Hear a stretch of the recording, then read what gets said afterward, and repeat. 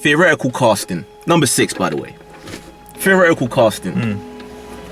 Hugh Jackman seems to think that Tom Hardy should take his as Wolverine.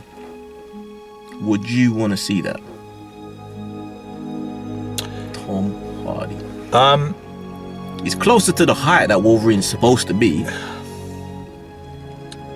He's got that stocky stature. He can get to that, like Bane. Yeah. All right. Okay. My look on this, my take on this is, if it's coming from Hugh Jackman, who's played Wolverine, who understands Wolverine, who sleeps, eats, drinks, everything Wolverine for the last God knows how many years, if he can visualize it, 10 years, if he can visualize it, at the moment I can't, but if he can visualize it, then I'm willing to go with that. Tom Hardy, the chameleon. He's one of those actors who truly does disappear into the role that he takes. Yeah. Some actors just act, but they're them. We respect them and we love them, like Tom Hanks. We all love Tom Hanks, but Tom Hanks is always Tom Hanks, no matter what he does. He sounds like Tom Hanks, he looks like Tom Hanks. Yeah, okay. Hardy vanishes, and he becomes completely different every time. Sometimes you don't even recognize him. Yeah. You don't think that he could be capable of doing? No. I do. You're right. We just saw Legends recently, and he's playing two characters in that film, and he plays them so well. And you don't. Yeah, it's crazy because you're absolutely right. You forget that you're watching Tom Hardy. You completely forget that Tom Hardy's on screen. But going back to what I said, if Hugh Jackman could see it, then I'll go with it because I trust his judgment, because he's been, the character for so long. So he can see it, then I can go with that. I'm down. But I'm not sure Tom Hardy's the type of actor that would commit to what playing Wolverine would require an actor to commit to. Because look at Jackman, he's been doing this for, a good 10 years now. Hardy's a more artsy, serious, about the craft. Would you want to commit to this one character for all that time and to just do little cameos in various films? People say money, but Tom Hardy's one of those actors that you get the thought that money isn't what motivates him. No, when you look at his selection of films, I agree with you. He's about the craft. So is it good that someone like it's like they're saying that Tom Cruise was almost Tony Stark. He was almost cast as Tony Stark. He was who the studio wanted.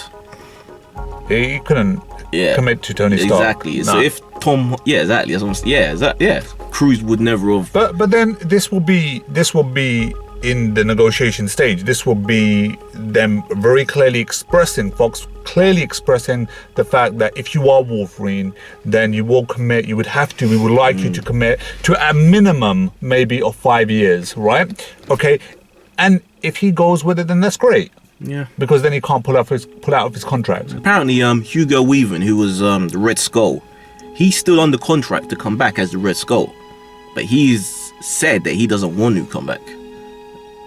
Oh, okay. So it's unlikely we'll see him again unless. But this was before the whole big monster steamrolling wheel of Marvel movies really kind of got going. So he may have changed his mind up to this point, but the thing is, even though he's under contract, they won't necessarily force him to come back. Yeah, but he's still under contract, so if he, they can pull him back. Yeah, if they did pull him, he'd have to come. But and because he doesn't want to, it's unlikely they'll want to get someone in who isn't ecstatic about.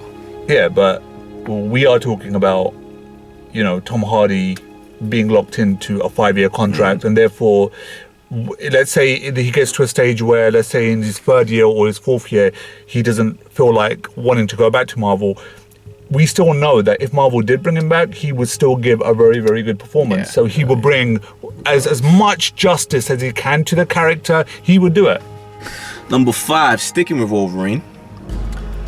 Hugh Jackman has said that Wolverine 3 is going to be this is weird, it's going to concentrate on the father-son dynamic, because it's basically going to be like a buddy movie between Wolverine and Professor X. Okay. The original Professor X. Yeah. Patrick Stewart. Yeah. He's saying it's going to be like a father-son relationship, which is strange considering that Wolverine is like 130 something years old. So shouldn't he be the father figure? to Professor Xavier. And then remembering with like the First Class films, we've seen how he interacts with the young Professor Xavier. So how does that become a father-son type dynamic? But when we see him in the last film and the other films, that even at the very end sketch, where he actually, I agree with you, but I don't think many people are going to notice this, or they're going to think about it. I think it's all about how. I think it's just the respect that he has for Xavier. Yeah. This is why he'll. Yeah, and I think that's what's going to show more than anything else. That although he's been around for so many years, he's come across this one human being that really understands him. And I think that's what it is that Xavier actually understands him to the point that Wolverine can actually see him as a father figure. I like the dynamic Wolverine had with, I've forgotten the character's name, but in the last Wolverine movie, it was that Japanese girl, one with the triangle head. I like that dynamic between those triangle two. head. She had a strange shape, yeah. But as a character, I thought she was really cool, man. And I like that dynamic they had. So it sounds like that's just gonna be ditched. Yeah, I don't know whether it's because of the timeline changing because of Days of Future Past. That's probably why. It's kind of reboot and redact all of that stuff. Yeah, I think she played a part in the movie and that's it. Like, let's move on. I didn't really feel that she's this character that needs to tag on with Wolverine to the next adventure. I was going to say, interesting theory is that the story for Wolverine 3 is going to be called, it's on a comic book story known as Old Man Logan. So if we're getting to a point where Wolverine is an old man, Xavier has to be long since dead. Because look how slow Wolverine ages. Sure. So is this going to be a case that Xavier is actually dead, but he's imprinted a part of himself, because remember he's a psychic. Yeah. Maybe he's imprinted a part of himself in Wolverine's brain. So he's not there, but he sees him. Yeah. That he appears and talks to him and coaches him through. Well, like Dexter. Yeah, like Dexter with his dad. Exactly, yeah. Like Dexter with his dad. No. Just appearing. Do you want to do that? No, sure it you won't want to work. That just sounds ridiculous to me. Get out of my head. It sounds stupid to me. I don't want to see that, but that if you're going to have an old man Logan, then Xavier has to be gone. Because Xavier was already an old man when he was still looking like he was in his 30s, 40s. Yeah, but they could explain something that's happened in the X-Men universe where it slows down his aging, and he's been living, or he's been, I don't know, something. They've already done time travel, Days of Future Past. Xavier has to be dead. This is my theory. I'm coining it now. We'll see if I'm right. You owe me a lot of money. I didn't bet anything. Yeah? No, I'm not betting anything with you. You keep the papers in the. You used to owe me a car. Do you remember? You forgot. You actually owed me a car. No, this is chase. Number 4. Okay, Fast and Furious 8 is in trouble. Apparently, Universal was saying that they're having a problem finding a director to take over the franchise. A lot of people saying that problem is because of Vin Diesel's heavy involvement in the Fast and Furious franchise, because he's got them so entrenched that it's become his franchise. Even though it was never his. He was just in the hired actor for the first one. He's taking over. He dropped off for the second one, and he wasn't there in the third one either. That was in Tokyo. Yeah. But as soon as they started to kind of survive, then he came back into it. He suddenly just become. It's mine! Yeah, this is my baby. Oh my god, okay. And he is supposedly the problem in why they having a hard time finding another director. Yeah. They wanted what was his name? Wong, isn't it? Yeah, James Wong to come back.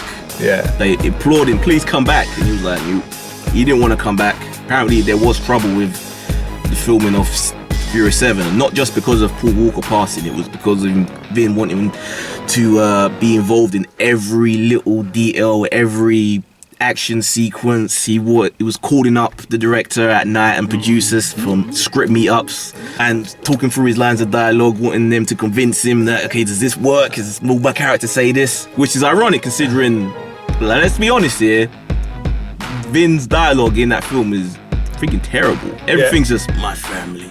Don't mess with my yeah. family. I saw your reaction to. Oh, this reaction. Yeah. This is the question I have for you. If Universal, I don't think they're gonna go this route. If Universal had decided, Vin, I'm fed up of your shit, we're gonna do this without you, how would you feel about that? The Rock would still be there. I don't think they're gonna do that. No, I don't think they would, but this is a hypothetical. Wait. Fast and Furious film without Vin Diesel. It wouldn't work. It has worked. It has worked twice. But no, but it didn't work, did it? It survived. It survived enough that it got a sequel. Well, it didn't actually survive twice because he was in. He wasn't in the second one. He wasn't in the second one. That was just Paul Walker. Okay. And the third one was Tokyo. I suppose if they could, I don't know. Look, if they could really put out an awesome story, then I could go with it. See, it's interesting you say this now because when we saw Fast and Furious 7, we saw a lot of problems with the movie, and it felt like there was a lot of interference, and the director just couldn't direct. One issue with the making of it is that in his new contract with Universal for the Furious franchise, Vince got it in his contract that whenever he gets in a fight, whenever Dominic Toretto gets in a fight, he can never lose. It's in his contract that he's not allowed to lose. That's why whenever he gets into fights with people, like The Rock, when he should get his ass kicked, he never does. It always becomes like this stalemate. Apparently Rock's got it in his contract as well that he isn't allowed to get beaten up either. Only in these films. But do you want that from Vin's character? Because that's part of the aspect I don't like. The fact that he's become this superhero type, superhuman Wolverine type character where he doesn't get hurt. Yeah, he beats up everyone he gets in contact with. Yeah, this whole possessive character on set is scary. And I look, man, we've been fortunate enough to be on film sets, and the thing is that when you come across an actor who's really possessive, all right, it's really scary, man. It's really scary. Oh yeah. But you haven't answered the question. Would you watch a Fast and Furious film without Vin Diesel? Of course I would watch it because I've been a part of the Fast and Furious journey for like years. So of course I will watch it.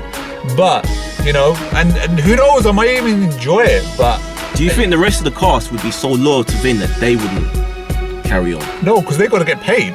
They got to get paid. That is true. Money does talk. Wait a minute, what are these actors? Maybe these actors aren't doing anything else, So, wait a minute. If Vin Diesel isn't in it, they still got to get paid. They still won. They don't know where the next check is going to come from. That's it, because to be honest, none of them really have that much else going on outside of the Fast and Furious franchise. Yeah. So they need these films. Yeah, so if Universal turned around and said, all right, look, we'll bump up your salary, then hey, you know what? They'll say, all right, Vince, well, you made your decision. We've got to make ours. Would you guys watch a Furious film, Furious 8 or Furious 9 or Furious 10 without Vin? He has to go eventually. The guy's got to be in his 40s by now. He's got to be hitting 40 at least. Yeah, he's going to take that to his grave, man. It's like, he can't keep on doing this. And this is such a massive franchise. It's become such a huge behemoth that I don't think it's going to die with him.